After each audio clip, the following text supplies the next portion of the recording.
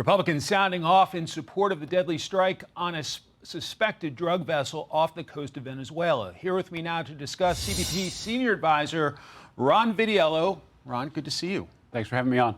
So, U.S. forces took out a Tren de Aragua ship. Secretary Rubio talked about the threat. Let's play him, and I'll get you to react. They are narco-terrorist organizations. These are not stockbrokers. These are not real estate agents who on the side deal a few drugs. These are organized, corporate-structured organizations who specialize in the trafficking of deadly drugs into the United States of America. They pose an immediate threat to the United States, period.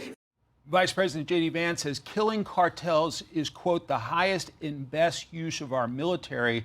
How do you assess this more aggressive approach? Well, it's fantastic. This is a commitment by the entirety of the U.S. government, led by the President Trump, to make sure that this poison isn't making it across our borders into the United States and killing our young people. So now these drug smuggling cartels, and this particular one was also a terrorist organization, they have to calculate when they leave their shores, the safety of Venezuela in this case.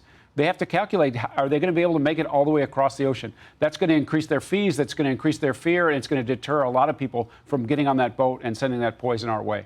Congressman Ilhan Omar is not happy, writing on X, quote, I condemn the Trump administration's lawless and reckless actions in the Southern Caribbean. Congress has not declared war on Venezuela or Tren de Aragua, and the mere designation of a group as a terrorist organization does not give any president carte blanche to ignore Congress's clear constitutional authority on matters of war and peace.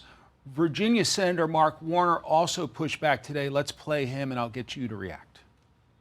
If they were so sure that these were bad guys with a boat filled with drugs, wouldn't it have been a hell of a lot more convincing if we could have interdicted that boat, shown their faces, shown the drugs, and proven to the world that this was just not an American rogue action? What about those criticisms, and should Congress take action? He's absolutely wrong about the circumstances in this case. This is a terrorist organization, and there's no question what those individuals were doing in that boat. So Virginia deserves better, and we've tolerated this as a society. We've tolerated it as a country. We've tolerated it in the hemisphere for too long. This is a definitive action that lets the world know, that lets these organizations know that things are different, and the president is going to protect all of us. Secretary Rubio also announced the designation of 2 terrorist groups that operate in Ecuador, calling them vicious animals.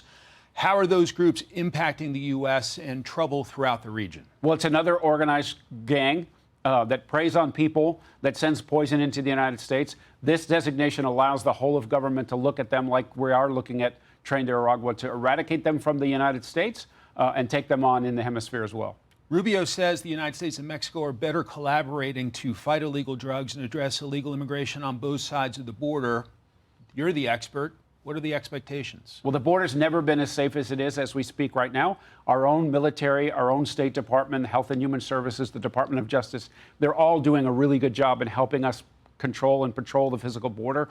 Mexico has also deployed troops on their northern border, helping. There's a military-to-military relationship. They're doing more than I've ever seen. A lot more to do, both on the physical border on our side and in that country, but they are leaning in. There's no question about it. The leadership at the White House is being followed by Los Pinos as well. I think of the men and women on the front lines of the border who, during the Biden administration, I'm sure their morale was not great, seeing people stream across the border. What's the morale like right now for our men and women who are enacting or enforcing American law? It's really off the charts. Morale is better than I've ever seen it. They have an opportunity now to succeed in the jobs that they've been hired for. They've been given the tools to succeed both on the policy side and operationally. They're getting more capacity every single day, and so they're very happy about that. Ron Vitiello, thank you for your service, and thanks for your time today. Thank you.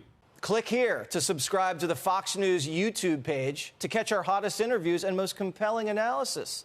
You won't get it anywhere else.